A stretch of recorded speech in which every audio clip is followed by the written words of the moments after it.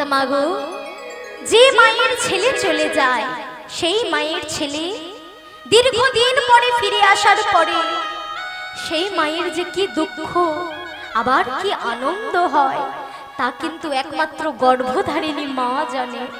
তাই নিমাইকে কাছে পেয়ে ছাড়তে চাইছে না, বলছে নিমাই রে, একবার তুই যখন এসেছিস আর যাবি না তো বাবা, এবার তুই আমার কাছে থাকবি না। মা, এ তুমি কি বলছো মা?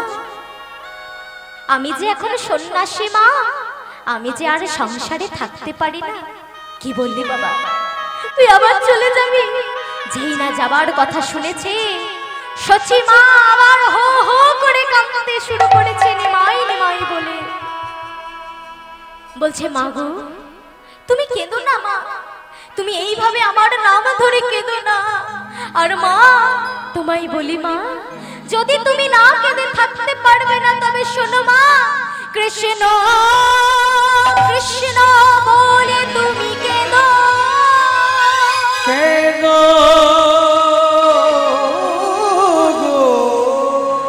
কৃষ্ণ তোমায় কৃপা করবে, কৃপা করবে। হ্যাঁ কৃষ্ণ প্রাণে কৃষ্ণ বলে, প্রাণ কৃষ্ণ বলে তুমি কেঁদো, তুমি কেঁদো মা গো, তুমি আমার নাম ধরে কেঁদো না মা, তুমি কৃষ্ণ কৃষ্ণ বলে কাঁদো। ও মায়েরা দেখো, ভগবানের এক পাশে লীলা আরেক পাশে জীব শিক্ষা। তিনি তো নিজেও স্বয়ং ভগবান, তিনি তো মাকে বলতে পারতেন ঠিক আছে মা তুমি কাঁদো, কিন্তু তখনও পর্যন্ত তাকে ভগবান রূপে কেউ চিনতে পারেনি কলির জীব। তখন ইষ্ট দেবতা ভগবান বলে মানত কৃষ্ণকে। তাই প্রভু আজ জীব শিক্ষা দিল, শোনো, কারুর যদি ছেলে তার থেকে দূরে চলে যায়, কাছে না থাকে, শুনে রাখো মায়েরা, কেউ নিজের ছেলে মেয়ের নাম ধরে কাঁদবে না। সবাই প্রভুর নাম ধরে কাঁদবে, কৃষ্ণ নাম ধরে কাঁদবে। কেন জানো? তুমি ছেলের নাম ধরে কেঁদে, মেয়ের নাম ধরে কেঁদে তার কোনো মঙ্গল করতে পারবে না, কিন্তু প্রভুর নাম ধরে তুমি যদি কাঁদো, প্রভু কিন্তু জগৎ মঙ্গলময়, তিনি কিন্তু তোমারও মঙ্গল করতে পারেন, আবার সাথে তোমার ছেলে মেয়েকেও তিনি ভালো রাখতে পারেন, সেই ক্ষমতা তার আছে। তাই কোনোদিন ছেলে মেয়ের নামে দুঃখ প্রকাশ করবে না, সবসময় তাকে জানাবে, তার নাম ধরে কাঁদবে, দেখবে তোমার ছেলে মেয়েরাও ভালো আছে। শিক্ষা দিলেন মাকে, তুমি কৃষ্ণ কৃষ্ণ বলে কেঁদো।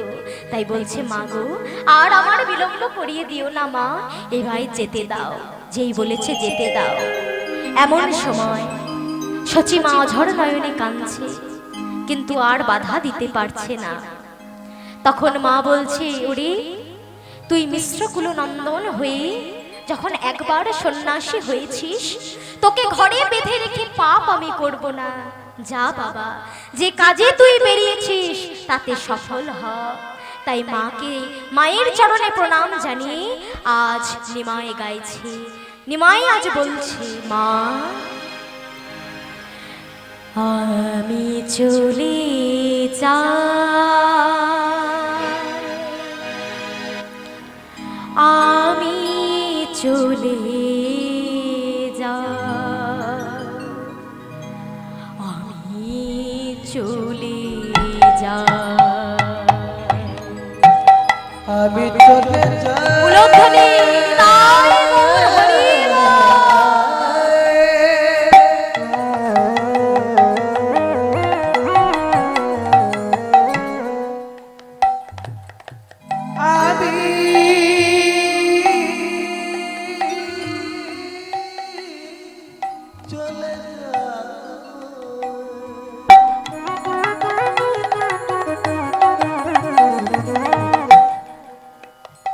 আমি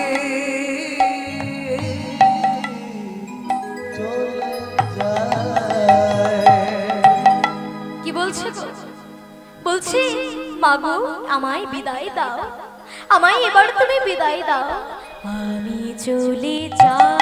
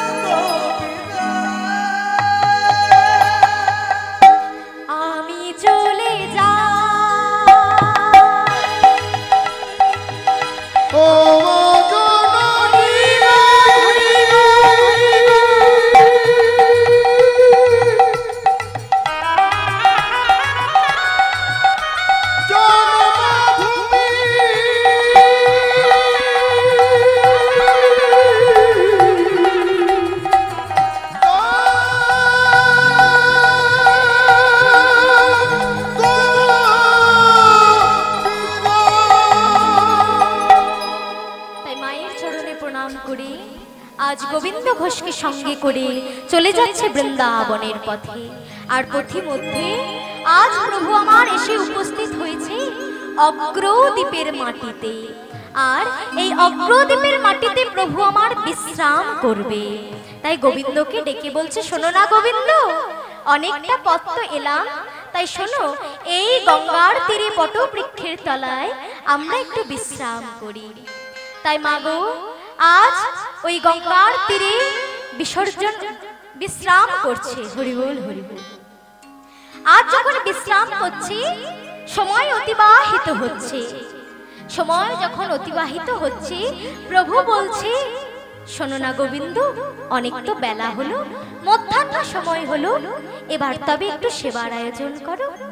তাই গোবিন্দ কি করেছে বাবা, দাঁড়ে দাঁড়ে গিয়ে বলে আজ প্রভুর জন্য সেবার আয়োজন করেছে। প্রভু আমার সেবা গ্রহণ করেছে। আর সেবা গ্রহণ করে প্রভু আমার বলছে, আহা গোবিন্দ, আজকে সেবাটা বড় বেশি হয়ে গেল বুঝলে, আমার শরীরটা যেন কেমন করছে। শোনো না গোবিন্দ, আমায় একটু মুখশুদ্ধি এনে দিতে পারো? হ্যাঁ প্রভু, কেন পারবো না। ছুটতে ছুটতে চলে গেল অগ্রদ্বীপের ঘরে। মা, বাড়িতে কেউ আছো মা? ও মা, বলো। ও মা, তোমার ঘরে একটু মুখশুদ্ধি পাওয়া যাবে? আমার প্রভু মুখশুদ্ধি চেয়েছে। মা কি করেছে, সঙ্গে সঙ্গে বাড়ির ভেতরে গিয়ে একটা হরিতকি এনে প্রভুর হাতে দিয়েছে। এখন গোবিন্দ ঘোষের হাতে যখন দিয়েছে, গোবিন্দ ঘোষ মনে মনে ভাবছে, এই হরিতকিটা আমি তো প্রভুকে দিয়ে দেব, কিন্তু আজকে দিয়ে দেওয়ার পরে কাল যদি প্রভু আবার চায়, তখন তো আবার আমাকে আসতে হবে এখানে ভিক্ষা করতে। তার থেকে ভালো আমি এই মুখশুদ্ধিটা থেকে কিছুটা নিজের কাছে সরিয়ে রেখে দিই, পরে আবার যখন প্রভু চাইবে প্রভুকে দেব। তাই করেছে কি মা, ওই হরিতকি থেকে এক টুকরো ভেঙে নিজের কোটি দেশে লুকিয়ে রেখেছে। আর যেই না কোটি দেশে লুকিয়েছে বাবা, সবার চোখে ফাঁকি দেওয়া যায়, কিন্তু ভগবানের চোখে তো ফাঁকি দেওয়া যায় না। যেই না কোটি দেশে লুকিয়েছে, এমন সময় কি হয়েছে জানো মা? আহা অন্তরে জানিলা হরি, অন্তরে জানিলা হরি, অন্তরে জানিলা হরি, অন্তরে জানিলা হরি, হরির সাথে নয় চাতুরি, অন্তরে জানিলা হরি, হরির সাথে নয় চাতুরি, অন্তরে জানিলা আমার হরির সাথে নয় চাতুরি, অন্তরে জানিলা হরি সাথে চল চাতুরি অন্তরদা হরি। প্রভু আমার মনে মনে জেনে গেল, আর প্রভু কিন্তু লীলা করবে বলেই অগ্রদ্বীপে এসেছে। তাই সব কিছু জেনে বুঝেও আজ প্রভু কিন্তু না জানা। গোবিন্দ ঘোষ তো কিছু জানে না, ছুটতে ছুটতে চলে আসছে। প্রভু, ও প্রভু, এ নাও মুখশুদ্ধি এনেছি। এনেছো গোবিন্দ? হ্যাঁ, তবে দাও। যেই না খেয়েছি, আহ গোবিন্দ, আজ আমার সেবাটা বড় ভালো হলো জানো, সব কিছু পরিপূর্ণ হয়ে গেল। আর মনে মনে ভেবেছে আজকে তোমার সাথে যে লীলা করব সে তো আমিই জানি। তাই বড় আনন্দ, সব পরিপূর্ণ হয়ে গেল। তা বলছে বেশ, তবে প্রভু এবার চলো, এবার আমরা যাই বৃন্দাবনের পথে। না না গোবিন্দ, আজকের দিনটা এখানে থেকে কালকে যাব। বেশ, তাই হবে। তাই সেই দিনে রাত্রিবাস করলেন অগ্রদ্বীপে। পরদিন প্রভাত সময় গঙ্গার তীরে প্রভু আর গোবিন্দ ঘোষ বিশ্রাম করছে। আর এদিকে কি হয়েছে জানো মা? অগ্রদ্বীপবাসী প্রভাত কালে হরিনাম গাইতে গাইতে গঙ্গার ধার হয়ে চলে যাচ্ছে। মুখে রয়েছে কৃষ্ণ নাম। শোভাটি কেমন হয়েছে জানো? ভজ শ্রী কৃষ্ণ, কহ শ্রী কৃষ্ণ, লহ শ্রী কৃষ্ণের নাম রে। ভজ শ্রী কৃষ্ণ, কহ শ্রী কৃষ্ণ, কহ শ্রী কৃষ্ণের নাম রে। ভজ শ্রী কৃষ্ণ, কহ শ্রী কৃষ্ণ, লহ শ্রী কৃষ্ণের নাম রে। ভজ শ্রী কৃষ্ণ, কহ শ্রী কৃষ্ণ, লহ শ্রী কৃষ্ণের নাম রে। যেই না ঘুম ভেঙেছে গোবিন্দ ঘোষের, দেখছে চারিদিকে কৃষ্ণ নাম হচ্ছে। সবাই হরিনাম করতে করতে পেরিয়ে যাচ্ছে ওই গঙ্গার পাশ দিয়ে। সে আর থাকতে পারলো না, ছুটে গিয়ে বলছে, ও ভাই, তোমরা কৃষ্ণ নাম করছো বুঝি? শোনো না, তবে আমার কাছে একটা উপায় আছে। আমি তোমাদের এমন নাম শিখিয়ে দেব যাতে শুধু কৃষ্ণ নয়, রাধা কৃষ্ণ দুই নাম করা হবে জানো। তোমরা আমার সাথে বলবে, চলো না সবাই মিলে গাও। ভজ গৌরাঙ্গ, জপ গৌরাঙ্গ, লহ গৌরাঙ্গের নাম রে। হরি কহ গৌরাঙ্গ, লহ গৌরাঙ্গের নাম রে। এই দেখো মায়েরা, এখানে তো অনেক মায়েরা আছো, যদি এখানকার মায়েরা খুব ভালো সঙ্গ দিচ্ছে, কিন্তু তাও একটা তোমাদের নাচ শিখিয়ে দিয়ে যায়, খুব ভালো লাগবে, মজার লাগবে। আমার সাথে সাথে আমি যখন গাইবো না, সবাই আমার সাথে সাথে নাচবে এইভাবে। হ্যাঁ, কিভাবে? বসে বসেই হবে। এই হাতটা আছে, হাতটা একবার ডান দিকে করবে, একবার বাঁ দিকে, সবাই মিলে করবে। হ্যাঁ, কেউ বাদ থাকবে না। দেখো কি সুন্দর দেখতে লাগবে। এই আমাদের ডিজে অলোক ভাই আছে, খুব সুন্দর করে ফটোটা তুলে দেবে এবং তোমাদের ইউটিউবে ছেড়ে দেবে। তাহলে তোমরা দেখতে পাবে সবাই যে কি সুন্দর করে তোমরা হরিনামে আনন্দ করেছিলে। তাই চলো সবাই মিলে হাতগুলো তুলবে, বাহুগুলো তুলো, একবার ডান দিকে একবার বাঁ দিকে। কেমন? চলো। ভজ গৌরাঙ্গ, জপ গৌরাঙ্গ, লহ গৌরাঙ্গের নাম রে। হরি ভজ বল। গৌরাঙ্গ, কহ গৌরাঙ্গ, লহ গৌরাঙ্গের নাম রে। যে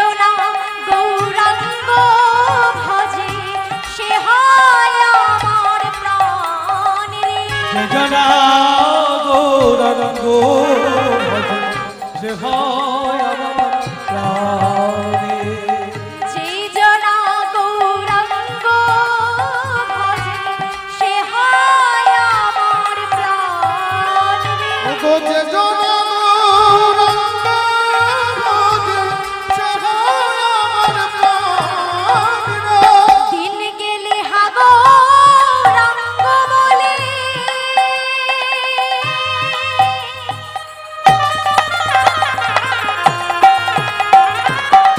যে জনে ডাকে একবার রে।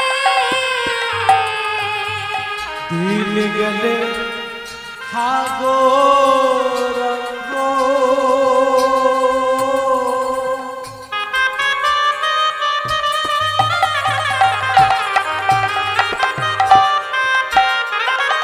কেবল গেলে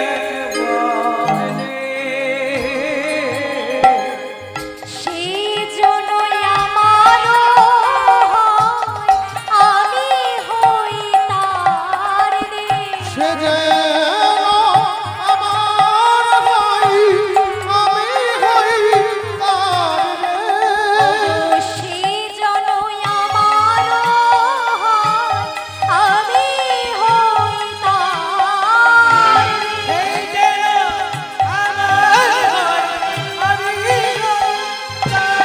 সবাই গো! ভজ গৌরাঙ্গ, জপ গৌরাঙ্গ, লহ গৌরাঙ্গের নাম। হরি ভজ বল গৌরাঙ্গ জপ গৌরাঙ্গ লহ গৌরাঙ্গের নাম রে।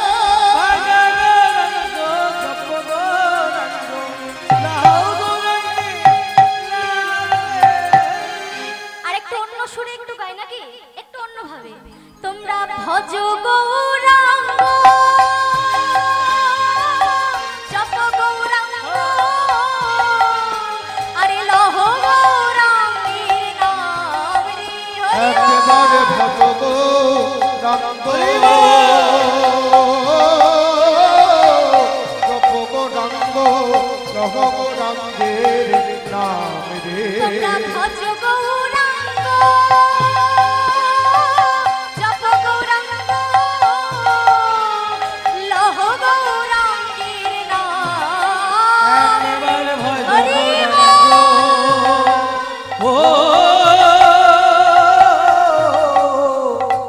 জপ গৌরাঙ্গ লহ রঙ্গের নাম রে। ভজ গৌরাঙ্গ, জপ গৌরাঙ্গ, লহ গৌরাঙ্গের নাম রে। ভজ গৌরাঙ্গ জপ গৌরাঙ্গ লহ গৌরাঙ্গের নাম। হরি বল, হরি বল, হরি বল। এইভাবে প্রভাত কালে হরিনাম করে প্রভুকে বলছে, প্রভু তবে এবার চলো বৃন্দাবনে যায়। বলছে না না, এখানের ভক্তরা আমায় বড় ভালোবাসে গোবিন্দ, এখন যাব না, আজকে মধ্যাহ্ন সেবাটা করে নি তারপরে যাব। ও মা, এইখানেও আজকে সবাই এসে উপস্থিত হয়েছো, সবাই কিন্তু কীর্তন গান শুনে চলে যেও না, মধ্যাহ্ন সেবাটা করে তারপরে যাবে। সেবা হয়ে গেছে নাকি মায়েদের? বাহ বাহ বাহ বাহ, খুব সুন্দর, খুব সুন্দর। সেবাটা তো আগে না, আগে পেট পুজো তারপরে গোবিন্দ ভগবানের পুজো। ঠিক করেছো মায়েরা। তবে মন দিয়ে কীর্তনটা শোনা যায়, বলো মায়েরা, পেট শান্তি সব শান্তি। হরি বল, খুব ভালো। তাও মায়েরা, আজ প্রভু বলছে সেবাটা করে তারপর যাব, তাই সেবার আয়োজন হয়েছে, প্রভু আমার সেবা করেছে। এবার গোবিন্দ ঘোষের সাথে লীলা করছে। সেবা করে আজ গোবিন্দের দিকে হাতটা বাড়িয়ে দিয়েছে, বলছে গোবিন্দ, এই গোবিন্দ একটু মুখ শুদ্ধি দাও, মুখ শুদ্ধি দাও মুখ শুদ্ধি দাও, মুখ শুদ্ধি দাও গো। হ্যাঁ প্রভু, দিচ্ছি দিচ্ছি দিচ্ছি, এক্ষুনি দিচ্ছি। ওমা সঙ্গে সঙ্গে কোটি দেশ থেকে হরিতঙ্গি বার করে প্রভুর হাতে দিয়েছে।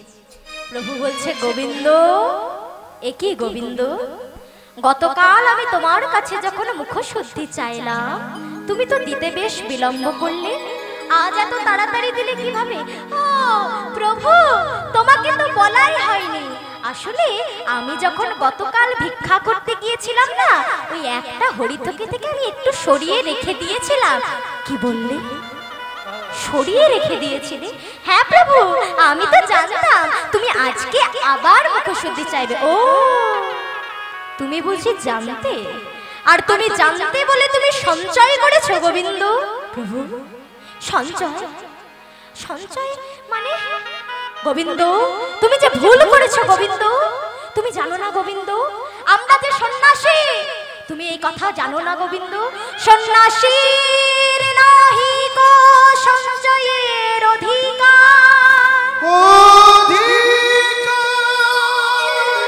সন্ন্যাসীর নাহি কো সঞ্চয়ের অধিকার। সন্ন্যাসীর নাহি কো সঞ্চয়ের অধিকার।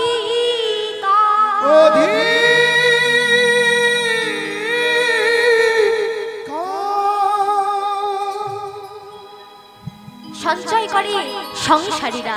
তুমি যখন সঞ্চয় করেছো, তোমার মধ্যে সংসারের ভাব আছে, আর তো তোমার আমার সাথে যাওয়া হবে না। তাই শোনো গোবিন্দ, আমি শ্রীকৃষ্ণ চৈতন্য মহাপ্রভু এই অগ্রদ্বীপের মাটিতে তোমায় নির্বাসন দিলাম। ওমা, আজ নির্বাসন দিয়ে প্রভু আমার চলে গেলেন বৃন্দাবনের পথে। এদিকে গোবিন্দ ঘোষ অনেক যখন কান্নাকাটি করছিল, তখন প্রভু তাকে আশীর্বাদ স্বরূপ কথা দিয়ে গিয়েছিলেন, শোনো গোবিন্দ, যতদিন তুমি এই ধরাধামে থাকবে, যেখানে যেভাবে তুমি আমায় ডাকবে, আমি তোমায় কৃপা করব, আমি তোমায় দর্শন দেব। তাই মা গো, আজ গোবিন্দকে ছেড়ে চলে গেল বৃন্দাবনের পথে। গোবিন্দ কাঁদতে কাঁদতে সমুদ্র তৈরি করে দিলেও যে আর তাকে সঙ্গে নিয়ে যাওয়া যেত না মা। যদি গোবিন্দকে সঙ্গে করে বৃন্দাবন নিয়ে চলে যায়, তাহলে অগ্রদ্বীপের মাটিতে লীলাটা হবে কিভাবে? তাই ত্যাগ করলেন গোবিন্দ ঘোষকে। অগ্রদ্বীপ পাশে একটা সুন্দর পর্ণকুটির তৈরি করে দিল। প্রভু আদেশ দিয়ে গিয়েছিল, শোনো গোবিন্দ, তুমি তোমার মধ্যে যখন সংসারের ভাব আছে, তুমি সংসার করবে, সংসারী হয়ে তুমি আমার ভজনা করবে, কৃষ্ণের ভজনা করবে। তাই প্রভুর কথা মতো বিবাহ করলেন। তার স্ত্রীর নাম হলো চন্দ্রাবলী। দুজনা মিলে আজ গৌরের নাম করে, কৃষ্ণ নাম করে, সংসার করে। কিন্তু এই সংসার জীবন তার ভালো লাগে না মা। তিনি তো গৌরের চরণ পেয়েছিলেন, সংসার জীবন কি তার ভালো লাগে? তাই একদিন মনে মনে চিন্তা করলেন, এই প্রাণ আমি আর রাখবো না, ওই সুরধনী গঙ্গার জলে আমি প্রাণ বিসর্জন দেব। তাই যেই না জয় গৌর হরি, জয় গৌর হরি বলে প্রাণ বিসর্জন দিলেন। দিতে যেই যাবেন বাবা, একটা কালো পাথর, কি পাথর, কোথাকার পাথর কেউ জানে না, বারবার ধাক্কা দিচ্ছে, বারবার ধাক্কা দিচ্ছে, ধাক্কা দিয়ে তীরে তুলে দিচ্ছে।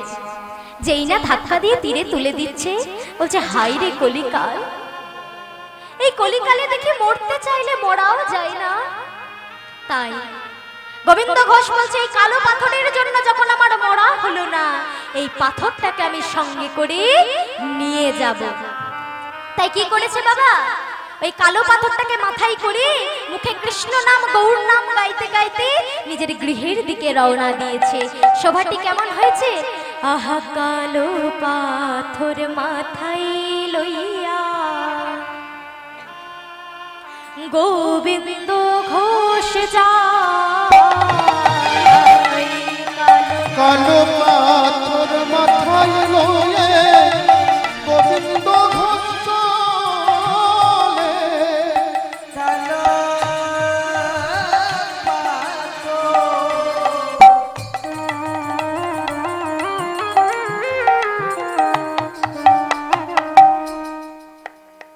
মাথায়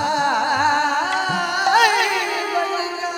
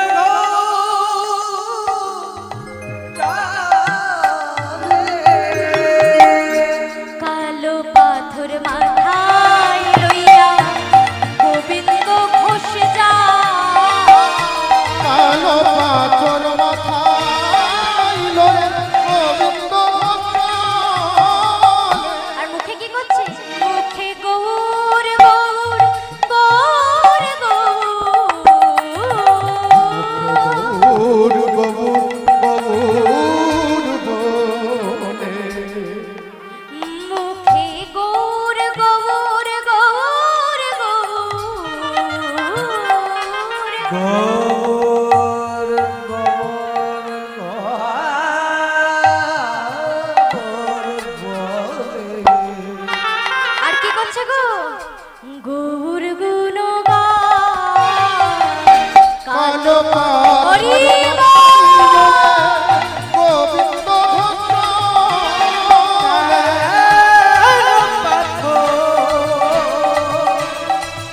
মাথায় লড়ে গোবিন্দ এইভাবে বাড়িতে এসে আজ যেই না বাড়ির পথে আসছে বাবা, তখন পেছন থেকে একটা কালো ছোট্ট বাচ্চা ছেলে ডাকছে ঠাকুর মশাই, ও ঠাকুর মশাই। কে রে? কে ডাকে? ঠাকুর মশাই আমি। কি হয়েছে ঠাকুর মশাই? ও ঠাকুর মশাই, তুমি ওই পাথরটা কোথায় পেলে গো? আর বলিস না, জলের মধ্যে ভাসছিল তাই নিয়ে এলাম। ও ঠাকুর মশাই, এই পাথরটা তুমি আমায় দেবে? হ্যাঁ রে, তুই এইটুকু একখান বাচ্চা, এত বড় পাথরটা নিয়ে তুই কি করবি? ও ঠাকুর মশাই, তুমি কি জানো তোমার হাতে যে পাথরটা আছে সেটা সাধারণ কোনো পাথর নয়, সেটা যে কৃষ্ণশিলা। তুমি যদি পাথরটা আমায় দাও, আমি ওই পাথরটা দিয়ে একটা খুব সুন্দর গোপীনাথের মূর্তি তৈরি করে তোমায় দেব। বেশ, আমি তো এই পাথরটা এমনিতেও কোথাও একটা ফেলে রেখে দিতাম, তুই যখন জানিস বলছিস তখন নে। তবে তুই পারবি তো বাবা? হ্যাঁ ঠাকুর মশাই, আমাদের বাড়ির সকলে বংশ পরম্পরায় পাথর কেটে মূর্তি তৈরি করে, তুমি আমায় দাও পাথরটা। তাই যেই না পাথরটা নিয়েছে, ও মায়েরা লক্ষ্য করো, লীলাটা প্রথম থেকে না লক্ষ্য করলে বুঝতে পারবে না, গৌর লীলা তো। তা মায়েরা পাথরটা যে পেয়েছে ছুটতে ছুটতে চলে গেল ওই গোবিন্দ ঘোষের কুটিরের ঠিক পেছনে। পেছনে বসে পাথর কেটে গোপীনাথের মূর্তি বানালো। আর মূর্তি বানিয়ে ছুটতে ছুটতে এসে বলছে, দেখো দেখো ঠাকুর মশাই, গোপীনাথকে তোমার পছন্দ হয়েছে? বলে, বাহ, এত সুন্দর হাতের কাজ তোর, খুব সুন্দর হয়েছে। তা শোন না বাবা, এত সুন্দর মূর্তি তুই আমায় তৈরি করে দিলি তো, তুই কিন্তু আজ আমার বাড়িতে সেবা করে যাস। বেশ, যেই বলেছে এই কথা, সেই বাচ্চাটি বলছে, না না ঠাকুর মশাই, আমার অত সময় নেই, আমি এখন যাই, পরে আবার আসবো। ও মায়েরা, তখনকার দিনে মানুষের টাকা পয়সা নাই থাকতে পারে, আন্তরিকতা ভালোবাসা ছিল, তাই মূর্তি তৈরি করে দিয়েছে বলে বলল যে কি আমার বাড়িতে সেবা করে যা। কিন্তু সেই ছেলেকে শোনে কার কথা, সে একেবারে দেছে, আর তাকে গোটা গ্রামে খুঁজে পাওয়া গেল না। তাহলে মা, সেই ছেলে কে ছিল? না গৌরাঙ্গের আদেশে সেই ছেলে ছিল দেব বিশ্বকর্মা, ভক্তির কাছে ভগবানের মূর্তি পৌঁছে দিয়ে গেল। যেই না চলে গেল, আজ গোবিন্দ ঘোষ সেই গোপীনাথের মূর্তি নিয়ে বলছে, গোপীনাথ, আমি তো তোমায় মার্বেল পাথরের মন্দির করে দিতে পারবো না, আমি তোমায় সোনার সিংহাসনে বসাতে পারবো না। দেখো প্রভু, দেখো, আমার মতো এই গরিবের আছে এক পর্ণকুটির, আমি তোমাকেও একটা সুন্দর পর্ণকুটির তৈরি করে দেব, তুমি থাকবে তো প্রভু?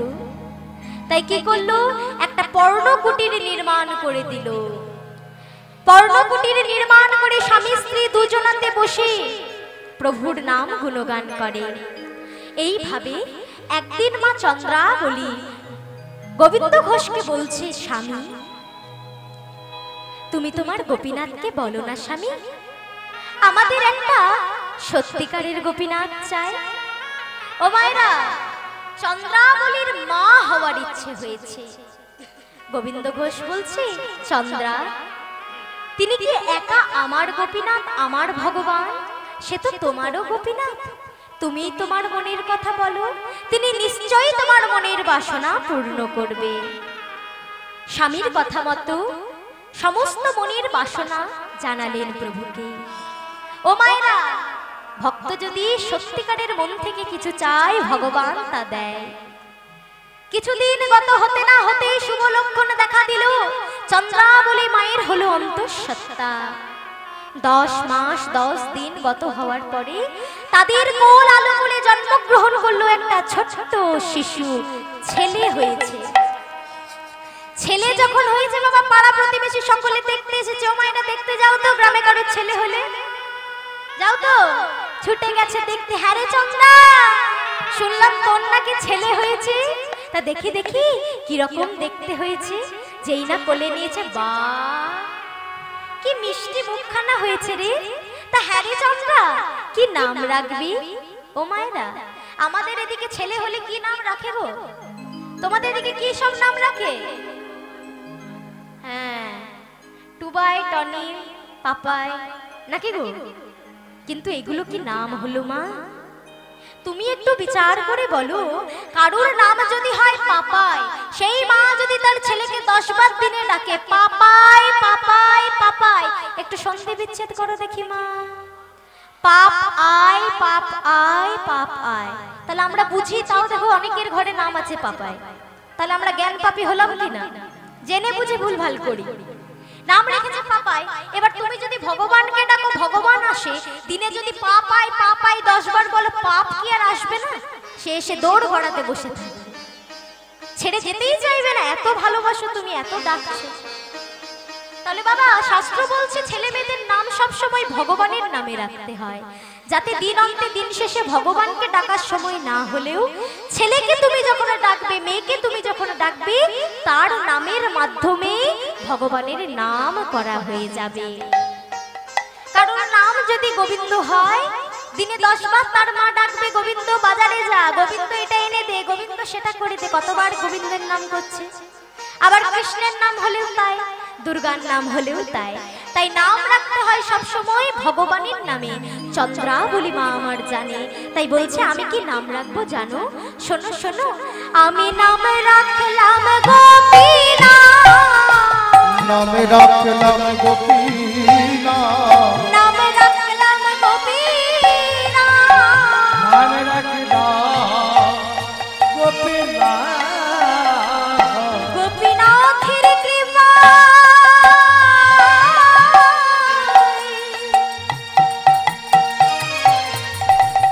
হলো বলে আমি নাম রাখলাম গোপীনা। গোপীনাথের কৃপা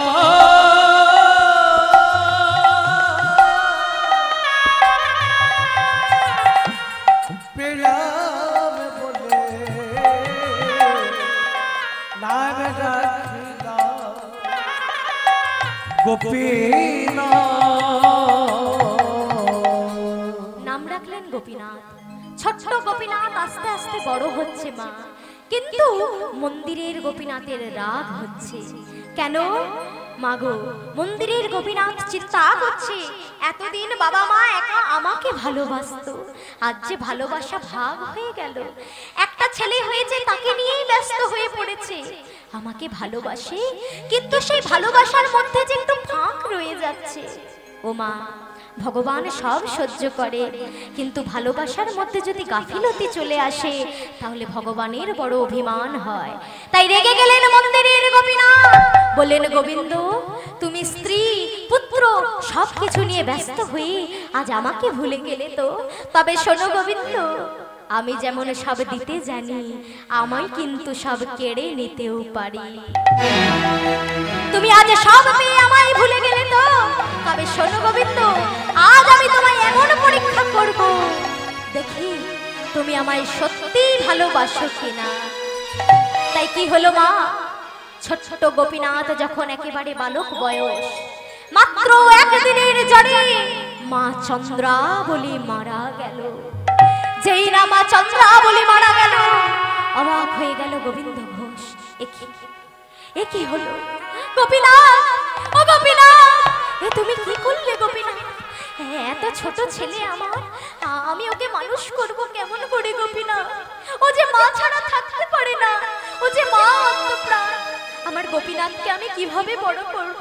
আর এদিকে ছোট্ট ছেলে গোপীনাথ, সে কি বোঝে মারা যাওয়া? সে তো জানেই না মৃত্যু কি জিনিস।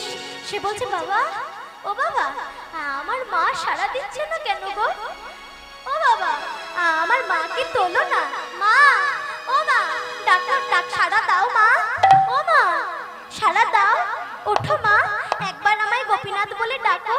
ও মা, মা, ছোট্ট গোপীনাথ, সে তো মৃত্যু বোঝে না।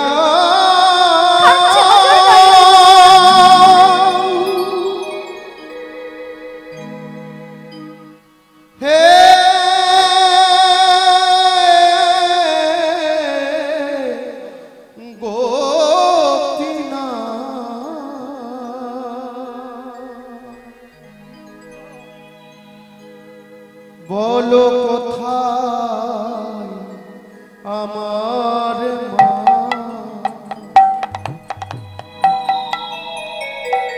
বলে দা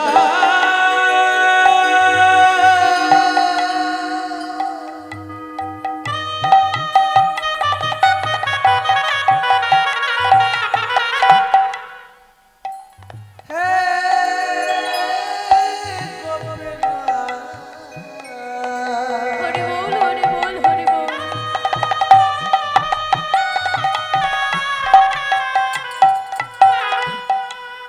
বলো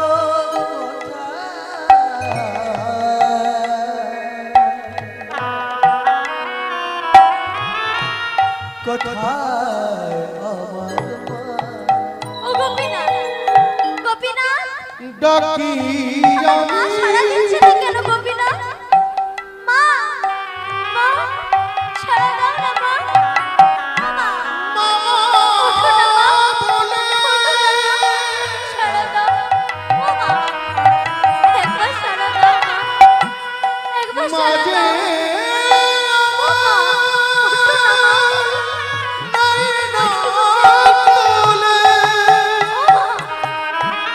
ছাড়া দাও না মা, একবার গোপীনাথ বলে ডাকো না মা। ওঠো না মা।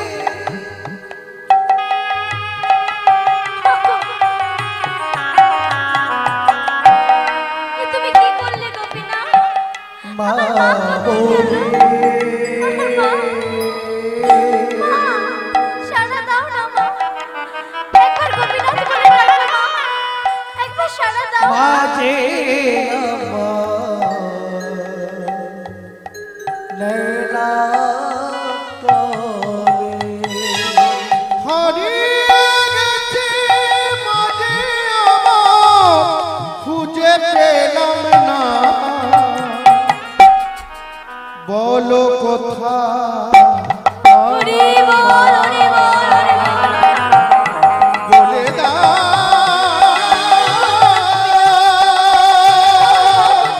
হে ও বিনা পাল কোথায় মা? বলো বলো কোথায় আমার মা?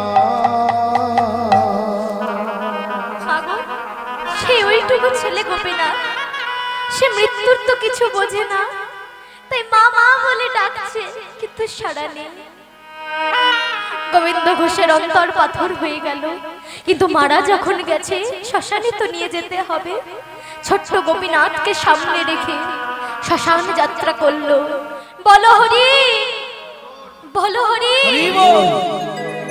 শ্মশানে নিয়ে গিয়ে সমস্ত কার্য সমাপন করলো, কিন্তু মা ঘরে এসে মন্দিরের গোপীনাথের কথা যে আরোই ভুলে গেল। কেন? ছোট্ট ছেলে গোপীনাথ, সে যে মা ছাড়া কিছু জানতো না, সে নিজের হাতে খেতে পারে না, একা একা ঘুমোতে পারে না, তাই ছেলেকে খাওয়াতে হবে, স্নান করাতে হবে, ঘুম পাড়াতে হবে, এই নিয়ে ব্যস্ত হয়ে পড়ল গোবিন্দ ঘোষ। মাগো, মন্দিরের গোপীনাথের কথা ভুলে গেল। যেখানে বারবার সেবা দেওয়া হতো মন্দিরের গোপীনাথের, সেখানে কোনো দিন একবারও হয় না। মন্দিরের গোপীনাথ আরো রেগে গেলে, তবে রে আমাকে খেতে দেওয়ার কথা পর্যন্ত মনে থাকে না।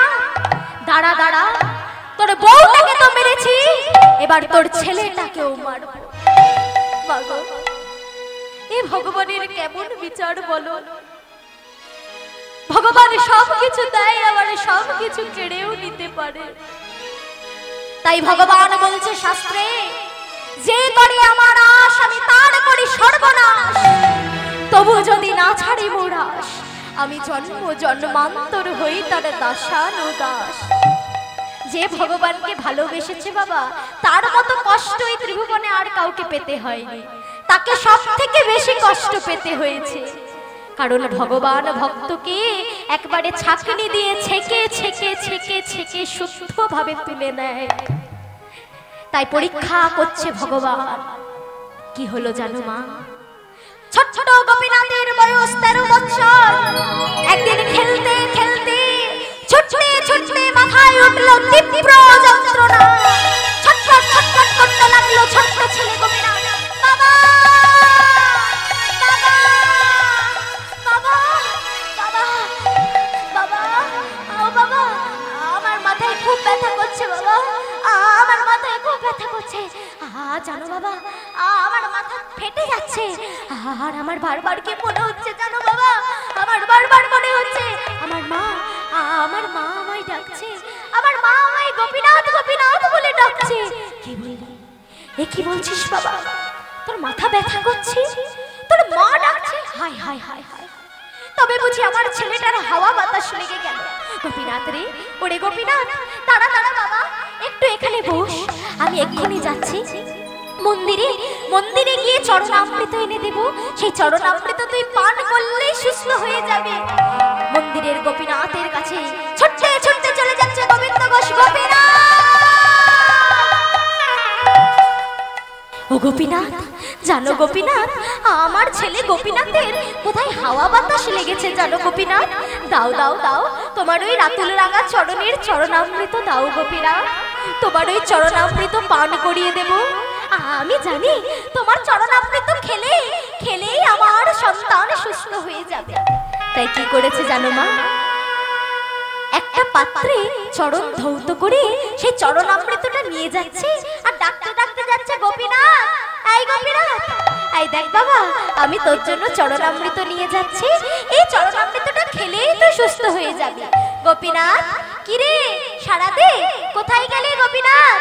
এই গোপীনাথ, গোপীনাথ, এই গোপীনাথ, গোপীনাথ,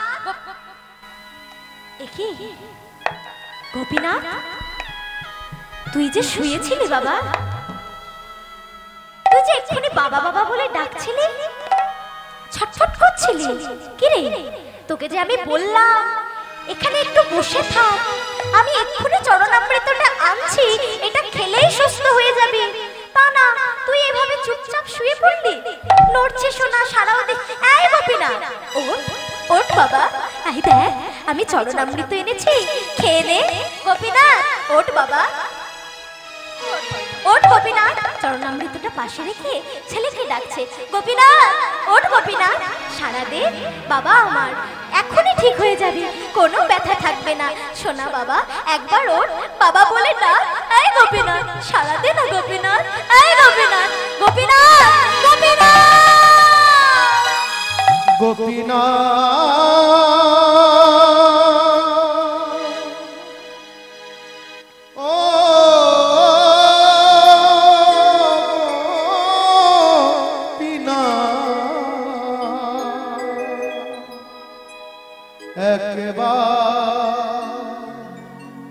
বাবা বলে গোপীনাথ, এই গোপীনাথ, বাবা বলে ডাক না বাবা।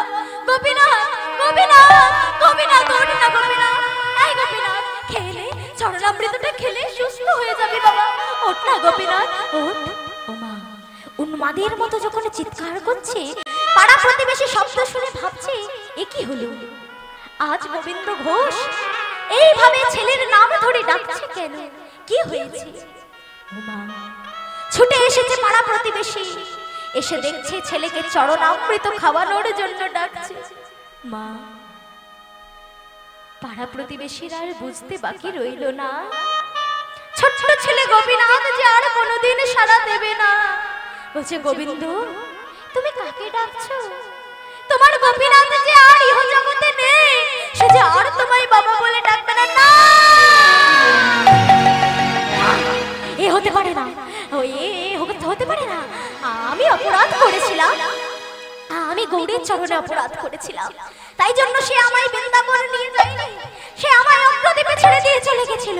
সে বলেছিল সংসার করতে, সংসারী হয়ে ভজনা করতে, আমি করেছি। সে আমার স্ত্রীকে কেড়ে নিয়েছে, তবুও আমি তাকে সেবা দিয়েছি। না না, একমাত্র ছেলে আমার গোপীনাথ, তাকে সে কেড়ে নিতে পারে না। না না, এই গোপীনাথ, গোপীনাথ, এরা সব মিথ্যে বলছে, সারা দে না বাবা, একবার আমায় বাবা বলে ডাক, ওঠ না, এই গোপীনাথ, গোপীনাথ রে, সারা দে। পাগলের মতো হয়ে গেল গোবিন্দ ঘোষ, কিন্তু পুত্র মারা যখন গেছে শ্মশানে তো নিয়ে যেতে হবে।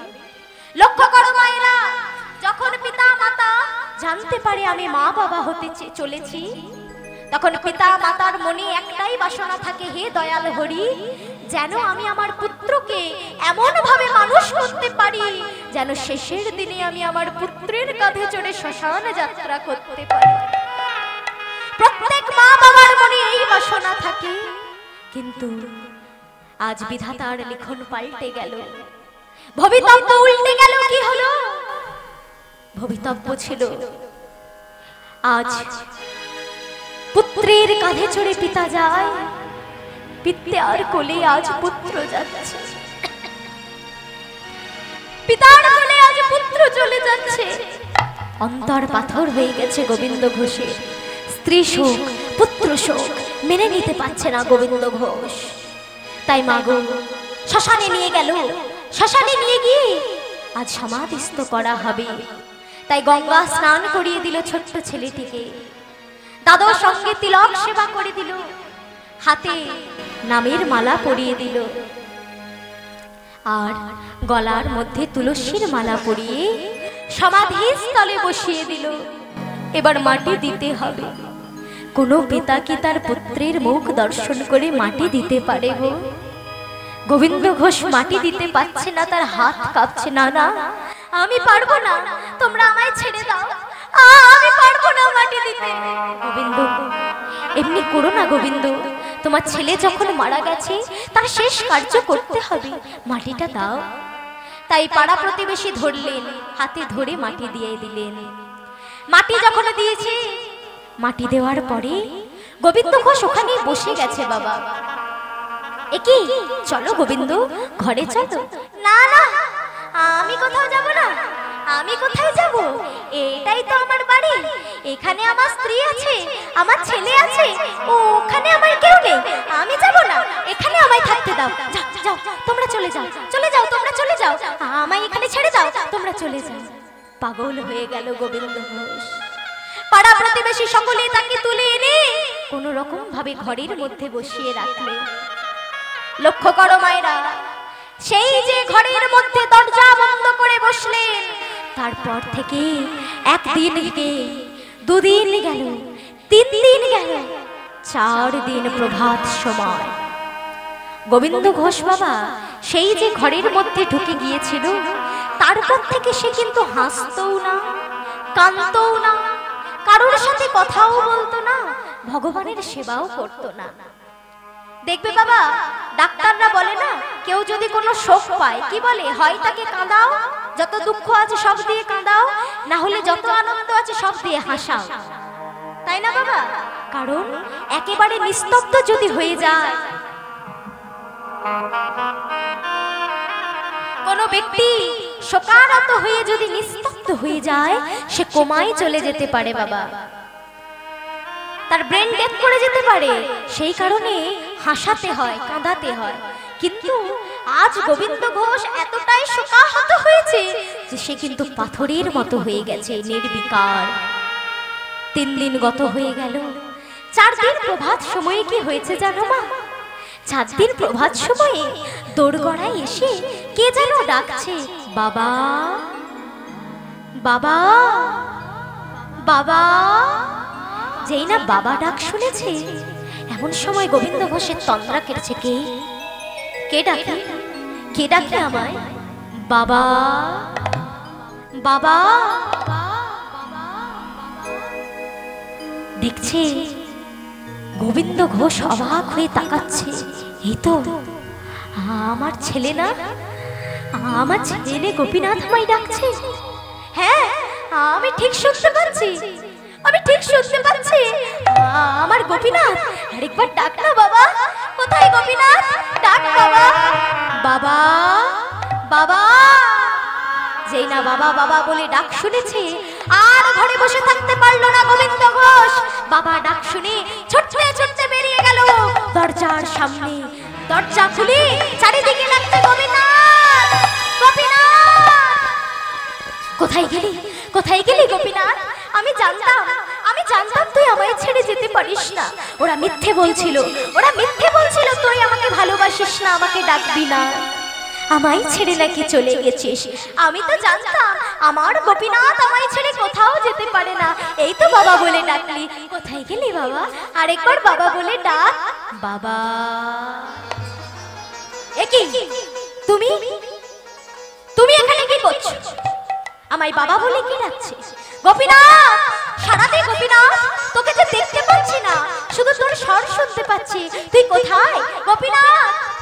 ওমা, দরজা খুলে যখন পুত্র গোপীনাথকে চারিদিকে খুঁজছে, দেখছে পুত্র গোপীনাথ কোথাও নেই গো। দরজার সামনে দাঁড়িয়ে আছে ত্রিভঙ্গ বঙ্কিমঠাম, আমার নব ঘনশ্যাম।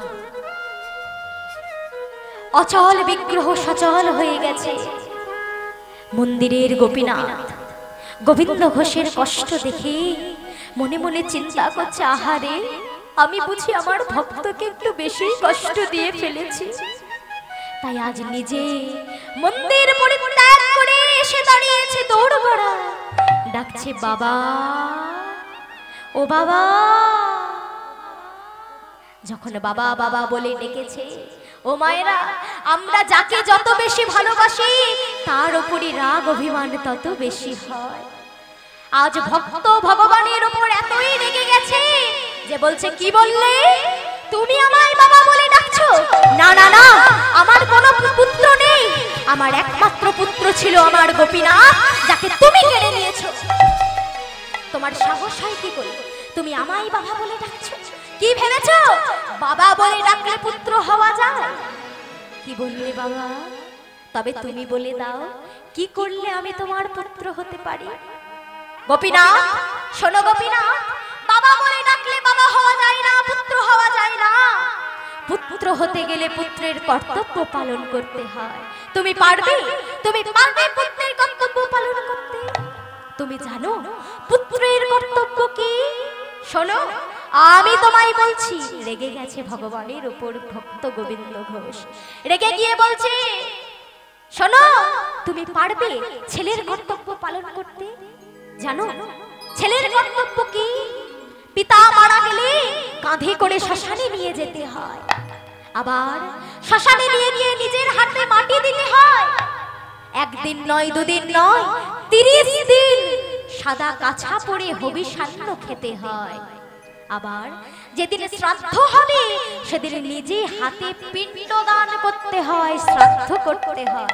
তুমি কি মনে করলে বাবা বলে ডাকলেই আমি তোমায় পুত্র বলে গ্রহণ করব?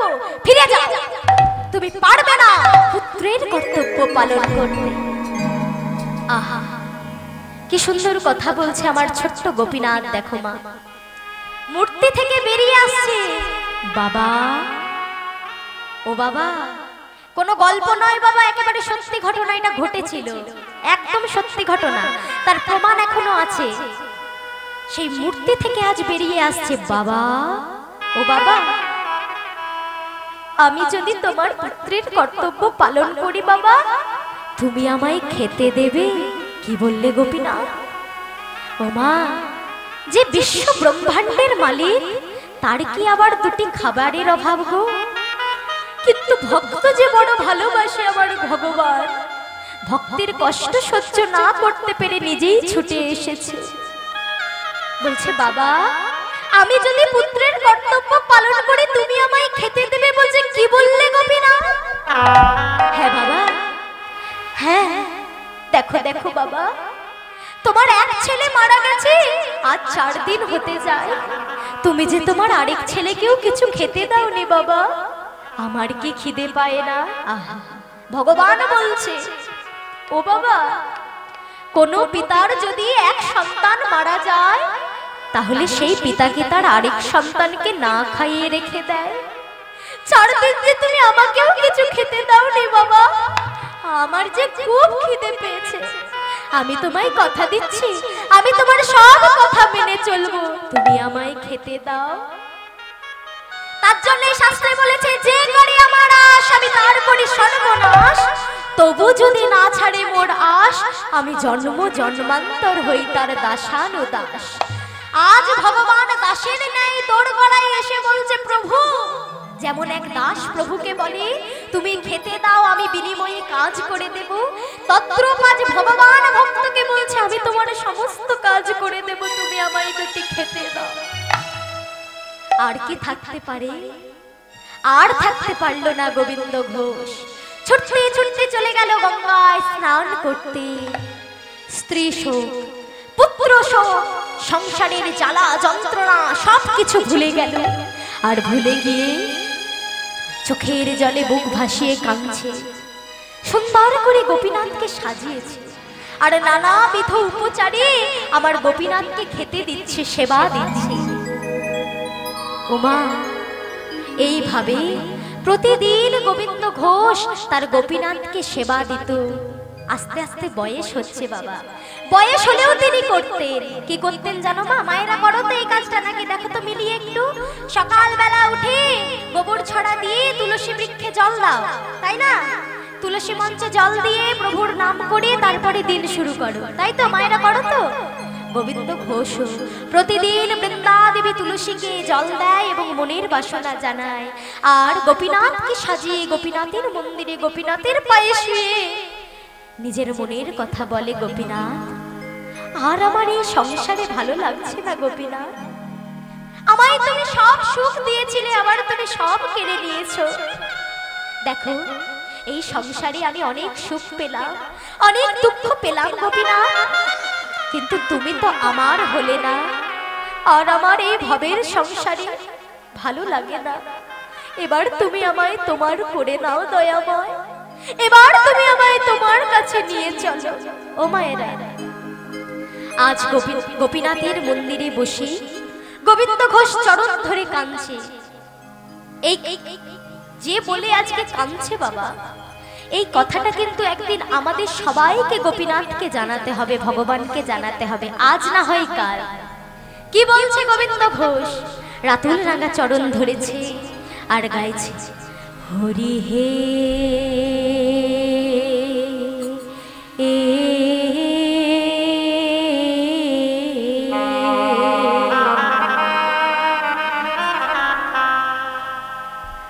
বলো সেদিন কবে হবে?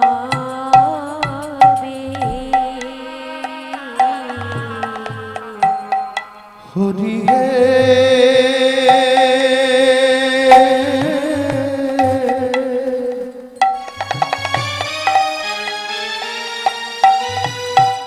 বলো সেদিন একদিন সবাইকে বলতে হবে, পৃথিবীতে এসেছি একা, যেতে হবে একা, সঙ্গে যাবে বলতেই হরি নাম প্রভু।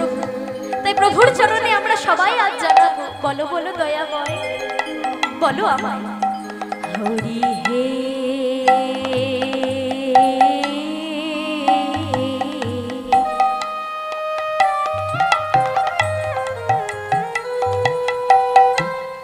বলো সেদিন কবে হবে?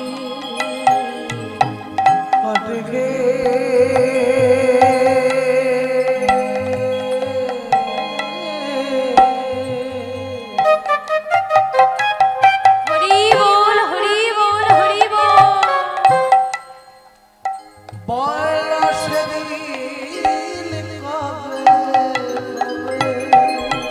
তোমার আশার আশে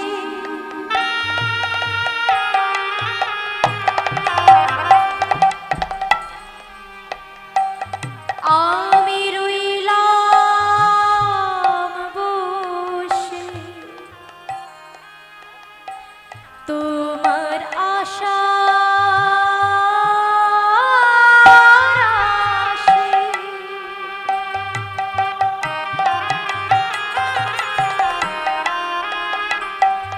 আমি রইলাম বসে, তোমার চরণ পাবো বলে।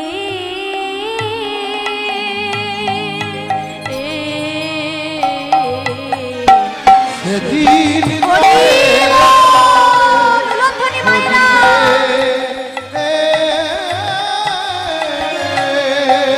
বলো সেদিন কবে হবে বলো সেদিন কবে ওমা, ভব নদীর কান্ডারি আমাদের ভগবান, একদিন তো সকলকে পেরিয়ে যেতে হবে এই নদী। তাই আমরা সকলেই যাবার আগে যদি একটু পথটা পরিষ্কার করে রাখি না মা, তাহলে যাবার বেলায় আর আমাদের কোনো কষ্ট হবে না। ডাক পাওয়া মাত্র আমরা সঙ্গে সঙ্গে চলে যেতে পারবো। তাই এই যে হরিনাম যজ্ঞে তোমরা এসেছো বাবা, সবাই হরিনাম করে নিজ নিজ পথটা একটু পরিষ্কার করে রেখো, যাতে যাবার দিনে আর কোনো বাধা বিপত্তি যেন না আসতে পারে। নিতাই গৌর প্রেমানন্দে হরি বল। হরি বল। মাগো, এইভাবে যদি প্রতিদিন মনের বাসনা জানা হয়, ভগবান কি না কৃপা করে পারে? তাই আজ গোবিন্দ ঘোষকে কৃপা করলেন ভগবান। ভাবিতে ভাবিতে গোবিন্দের সেই দিন আইল, সেই দিন আইল, হা গৌরে কৃপা করো বলে গোবিন্দ গোবিন্দ চিরবিদায় নিল।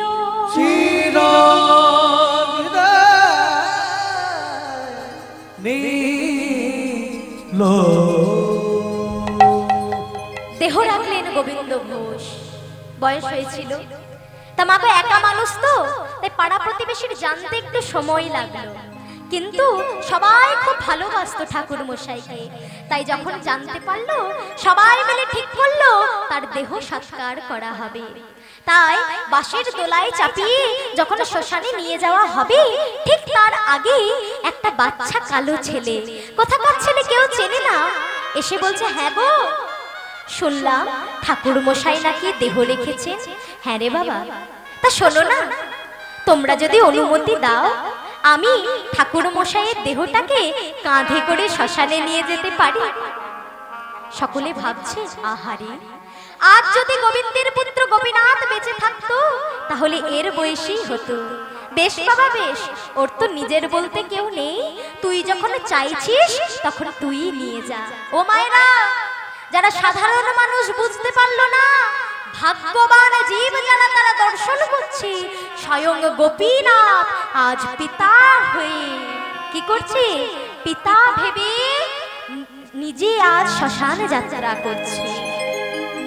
নিজের পুত্র হয়ে কালো ছেলের বেশ নিয়ে কাঁধে গোবিন্দ ঘোষের দেহ নিয়ে চলে যাচ্ছে শ্মশানে। বলো হরি, বলো হরি, বলো হরি। শ্মশানে নিয়ে গেলে, শ্মশানে নিয়ে গিয়ে এবার যখন মাটি দিতে হবে, আবার সেই ছোট্ট ছেলেটি বলছে, শোনো না, আমি তো ঠাকুর মশাইকে নিয়ে এলাম, আমি তার সমাধিতে মাটিটা দিয়ে দিই। বেশ বাবা, তবে তুমিই দাও। তাই সেই কালো ছেলেটা আজ সমাধিতে মাটি দিল। এইবার সবাই শ্মশান কার্য করে বাড়ি ফিরে এলো। এবার মন্দিরে রয়েছে গোপীনাথ, তাকে তো আর উপবাসে রাখা যাবে না। তাই গ্রামবাসী সকলে ঠিক করলেন পুরোহিতকে, শোনো পুরোহিত মশাই, কাল থেকে তুমি প্রতিদিন ওই গোবিন্দ ঘোষের মন্দিরে গিয়ে গোপীনাথের সেবা দেবে। বলে বেশ, তাই হবে। সকালবেলা পুরোহিত কি করেছে? নানাবিধ উপচারে পূজা করতে গেছে মন্দিরের গোপীনাথে। এমন সময় হঠাৎ আকাশবাণী, ঠাকুর মশাই, ঠাকুর মশাই, এ তুমি কি করছো ঠাকুর মশাই? তুমি জানো না গতকাল আমার বাবা মারা গেছে? ভগবান বলছে, তুমি জানো না গতকাল আমার বাবা মারা গেছে? এরূপ নানাবিধ উপচারে আমার পূজা হবে না। যদি আমায় সেবা দিতেই হয়, শুনে রাখো ঠাকুর মশাই, সন্ধ্যাবেলা আসবে, একটু হবিষান্ন এনে আমায় দেবে। আর এই যে আমার সাজ পোশাক, খুলে দাও আমার এই সাজ পোশাক, কারণ আমার বাবা মারা গেলে যে সাজ পোশাক হয়, সেই সাদা কাছা পরিয়ে দাও, সাদা ধুতি আমায় পরিয়ে দাও। যখনই এই আকাশবাণী ধ্বনিত হয়েছে, ছুটতে ছুটতে বাইরে বেরিয়ে এসেছে পুরোহিত। সবাইকে যখন বলছে, গ্রামবাসী মনে মনে ভাবছে, না না, ভক্ত মানুষ তো, হলেও হতে পারে। তাই বাবা বললে বিশ্বাস করবে কিনা জানি না, একদিন নয়, দুদিন নয়, 30 দিন মন্দিরের গোপীনাথকে সন্ধ্যাবেলা হবিষান্ন সেবা দেওয়া হয়েছিল। গোপীনাথ সেবা করেছিল আর ওই ধুতি কাছা পড়েছিল সাদা। এবার যেদিন শ্রাদ্ধ হবে গ্রামবাসী আয়োজন করেছে, আবার সেই ছোট্ট ছেলেটা এতদিন কোথাও ছিল না বাবা, সেই ছোট্ট ছেলে চলে এসেছে। শোনো না, আমি তো মাটি দিয়েছিলাম, তোমরা যদি বলো আমি শ্রাদ্ধে বসতে পারি, বেশ বেশ বাবা, তবে তুই শ্রাদ্ধে বস। তাই আজ সেই ছোট্ট ছেলেটা শ্রাদ্ধ করছে। ভাগ্যবান জীব যারা দর্শন করছে, স্বয়ং মন্দিরের গোপীনাথ বসে শ্রাদ্ধ করছে গোবিন্দ ঘোষে। এবার ঠাকুর মশাই বলছে, শোনো না, এবারে পিণ্ড দান করতে হবে, পিণ্ডটা দান করো। এবার বাবা সেই ছোট্ট কালো ছেলে হাতে পিণ্ডটা নিয়েছে, পিণ্ড নিয়ে বলছে, বাবা দেখছো তো বাবা, আমি তোমায় কথা দিয়েছিলাম বাবা, তুমি যদি আমায় খেতে দাও আমি তোমার পুত্রের কর্তব্য পালন করব। দেখো বাবা দেখো, তুমি আমায় যা যা কর্তব্য দিয়ে গিয়েছিলে আমি সব পালন করেছি। দেখো বাবা, আমি তোমার উদ্দেশ্যে পিণ্ড দান করছি, গ্রহণ করো বাবা। পিতার উদ্দেশ্যে পিণ্ড দান করলেন স্বয়ং গোলকাধিপতি ভগবান শ্রী গোপীনাথ। কথা দিয়েছিলেন মন্দিরের গোপীনাথ পুত্রের কর্তব্য পালন করবেন, তাই তিনি আজ কথা দিয়ে কথা রাখলেন। পুত্র হয়ে পুত্রের কর্তব্য পালন করলেন, পিতার পিণ্ড দান করলেন। ও মায়েরা, তাই জন্য এই লীলার আরেকটি নাম হচ্ছে পুত্র রূপে ভগবান আর অগ্রদ্বীপেরও গোপীনাথ। তাই মাগো, এই যে বললাম এই লীলাটা একেবারে সত্যি ঘটনা, এটা আমি বলে দিই, এটা একেবারে সত্যি ঘটনা। তার বলার কারণ আছে, এখনো এটার প্রমাণ আছে। তোমরা সবাই বর্ধমানের কাটোয়া জানো তো, পূর্ব বর্ধমানের কাটোয়া, ওই কাটোয়া থেকে 17 কিলোমিটার দক্ষিণে রাস্তা, জায়গাটার নাম হচ্ছে অগ্রদ্বীপ। এখনো মাঘ মাসে শুক্লা পঞ্চমী তিথিতে এই দিনটি উদযাপন করা হয়। অগ্রদ্বীপের মেলা হচ্ছে বিখ্যাত মেলা। তোমরা যদি অনেকে যেতে না পারো না মায়েরা, এখন তো নেটের যুগ, ইউটিউবেও সার্চ করে দেখতে পারো অগ্রদ্বীপের মেলা। বিশাল বড় মেলা, যেমন জয়দেব কেন্দুলির মেলা বিখ্যাত, সেরকম অগ্রদ্বীপের মেলা বিখ্যাত। তাই মাগো, তাই যুগে যুগে জন্মে জন্মে তিনি ভক্তির ভগবান। আমরা সবাই আস্বাদন করলাম পুত্র রূপে ভগবান লীলাটি, তাই আমরা সবাই মিলে গাইব নিতাই গৌর হরি বল। যুগে যুগে তিনি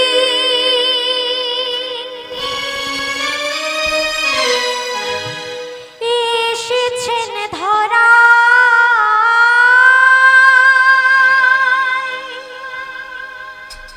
রাখিতে ভক্তির মান, যুগে যুগে হরি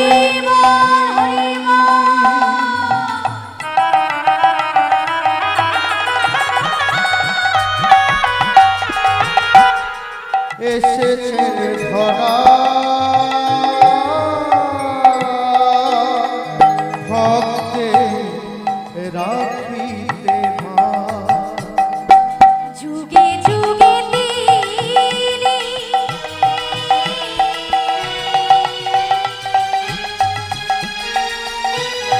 এসেছেন ধরা, রাখিতে ভক্তির মান, যুগে তিনি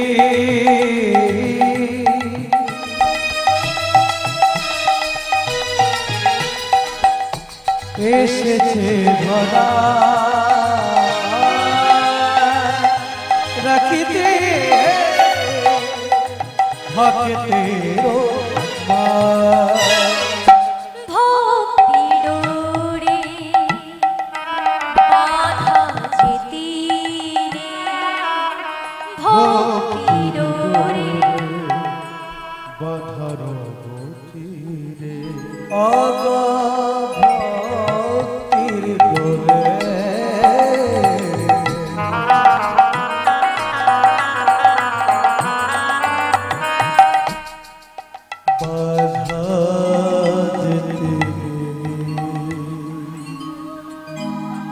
পুত্র রূপে ভগবান যুগে যুগে তিনি এসেছে ধরা রাখিতে ভক্তের ও গো রাখিতে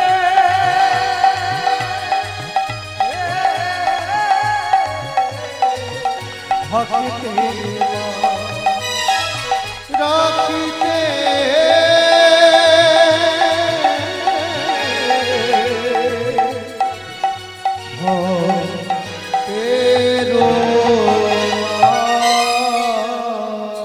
হইব